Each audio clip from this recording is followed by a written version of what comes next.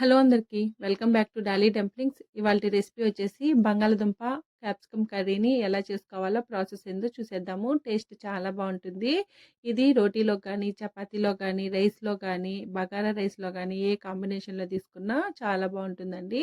ఇప్పుడు ఈ కర్రీని ఎలా చేసుకోవాలో ప్రాసెస్ చూసేద్దాము. దీనికోసం ముందుగా నేనిక్కడ పావు కేజీ బంగాళదుంపల్ని తీసుకొని శుభ్రంగా వాష్ చేసుకొని, ఈ బంగాళదుంపల్లో పావు టేబుల్ స్పూన్ వరకు సాల్టు, అలాగే పావు టేబుల్ స్పూను పసుపు వేసుకొని ఉడికించి తీసుకున్నానండి. ఇలా ఉడికించుకున్న తర్వాత చిన్న చిన్న ముక్కలుగా కట్ చేసుకొని పక్కకు పెట్టుకోవాలి. ఇప్పుడు స్టవ్ ఆన్ చేసుకొని కడాయి పెట్టుకొని 2 టేబుల్ స్పూన్ల వరకు ఆయిల్ వేసుకోవాలి. ఆయిల్ వేడైన తర్వాత ఇందులో సన్నగా పొడవుగా కట్ చేసుకున్న ఒక మీడియం సైజు ఆనియన్ తరుగు, అలాగే కొన్ని క్యాప్సికమ్ ముక్కల్ని సన్నగా పొడవుగా కట్ చేసి వేసుకొని మంటని మీడియం టు హై ఫ్లేమ్‌లో ఉంచుకొని 2 నిమిషాల పాటు వీటిల్ని వేపుకోవాలి.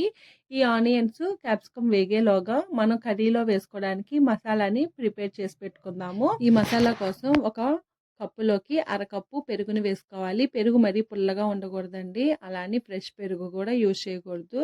ఇప్పుడు ఇందులో ఒక table spoon Kashmiri red chilli powder, ఒక టేబుల్ స్పూన్ ధనియాల పొడి, అర టేబుల్ స్పూన్ వేయించి పొడిగొట్టుకున్న జీలకర్ర పొడి, అలాగే ఒక పావు టేబుల్ స్పూను పసుపు వేసుకొని ఈ మసాలాలంతా ఈ పెరుగులో కలిసేలాగా బాగా మిక్స్ చేసుకోవాలి. మీరు పెరుగు పుల్లగా ఉన్న పెరుగుని తీసుకున్నట్లయితేను కర్రీ అనేది పుల్లగా ఉంటుంది. అంత టేస్ట్ బాగోదండి.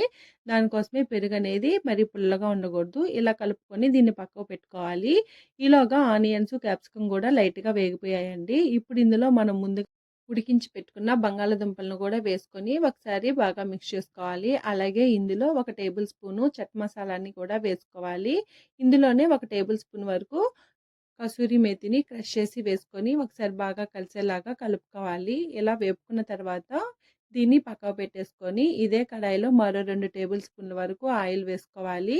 అలాగే మీకు నచ్చినట్లయితేనే ఒక టేబుల్ స్పూన్ వరకు నెయ్యిని వేసుకోండి. నెయ్యి వేడైన తర్వాత ఇందులో ఒక టేబుల్ స్పూన్ జీలకర్ర, సన్నగా కట్ చేసుకున్న పచ్చిమిరపకాయలను కూడా వేసుకొని కాస్త వేగిన తర్వాత ఒక మీడియం సైజు ఆనియన్‌ని చిన్న చిన్న ముక్కలుగా కట్ చేసి వేసుకొని, ఆనియన్స్ లైట్‌గా వేగిన తర్వాత ఒక టేబుల్ స్పూను అల్లం వెల్లుల్లి పేస్ట్‌ని వేసుకొని, మంటని మీడియం ఫ్లేమ్‌లో ఉంచి అల్లం వెల్లుల్లి పేస్ట్‌లో నుంచి పచ్చివాసన పోయే వరకు వేపుకోవాలి. ఇందులోనే ఒక పావు టేబుల్ స్పూన్ వరకు పసుపును కూడా వేసుకొని వేపుకోవాలి. మీరు అల్లం వెల్లుల్లి పేస్ట్‌కి బదులు సన్నగా కట్ చేసుకున్న అల్లం ముక్కలు, అలాగే సన్నగా కట్ చేసుకున్న వెల్లుల్లి ముక్కలను కూడా వేసుకోవచ్చండి. ఇలా వేగిన తర్వాత ఇప్పుడు ఇందులో ఒక మీడియం సైజు టమోటాని మిక్సీలో వేసుకొని మెత్తగా పేస్ట్‌లా చేసుకొని వేసుకోవాలి. ఇప్పుడు మంటని మీడియం టు లో ఫ్లేమ్‌లోకి అడ్జస్ట్ చేసుకుంటూ ఈ టమోటా ప్యూరీ బాగా ఫ్రై అయ్యే వరకు వేపుకోవాలండి. మధ్య మధ్యలో కలుపుతూ వేపుకోవాలి. అలాగే ఇందులో ఒక పావు టేబుల్ స్పూన్ వరకు సాల్ట్‌ని వేసుకొని ఈ ఆయిల్ అనేది పైకి తేలే వరకు మధ్య మధ్యలో కలుపుతూ వేపుకోవాలి. సాల్ట్‌ని మరీ ఎక్కువ వేసేసుకోవద్దండి. మనం బంగాళదుంపల్లో సాల్ట్ వేసి ఉడికించుకున్నాం గదా! లాస్ట్‌లో కర్రీ సాల్ట్‌ని చెక్ చేసుకొని అడ్జస్ట్ చేసుకోవచ్చు. ఇలా వేపుకున్న తర్వాత ఇప్పుడు ఇందులో మనం ముందుగా కలిపి ఉంచుకున్న పెరుగు మిశ్రమాన్ని వేసుకోవాలి. అలాగే ఇందులో కొద్దిగా వాటర్‌ని యాడ్ చేసుకొని మంటని లో మీడియంలో ఉంచి ఈ మసాలా అంతా బాగా వేపుకోవాలండి. ఈ మసాలా పైన ఆయిల్ సెపరేట్ అయ్యే వరకు వేపుకోవాలి. ఇప్పుడు మూత ఉంచి ఒక 2, 3 నిమిషాల పాటు ఉడికించుకోవాలి. చూడండి ఆయిల్ అనేది పైకి సెపరేట్ అయింది కదా! ఇప్పుడు ఒకసారి మళ్ళీ బాగా మిక్స్ చేసుకోవాలి. ఇలా కలుపుకున్న తర్వాత మనం ముందుగా వేయించి పెట్టుకున్న క్యాప్సికము, ఆనియన్, బంగాళాదుంప ముక్కల్ని వేసుకొని ఒకసారి బాగా మిక్స్ చేసుకోవాలి. ఇలా మిక్స్ చేసుకున్న తర్వాత కర్రీ కన్సిస్టెన్సీ మీకు ఏ విధంగా కావాలో దానికి తగ్గట్టు వాటర్‌ని అడ్జస్ట్ చేసుకోవాలి. ఈ కర్రీ అనేది పలచగా ఉంటే టేస్ట్ బాగోదండి. కాస్త చిక్కగా ఉంటేనే టేస్ట్ బావుంటుంది.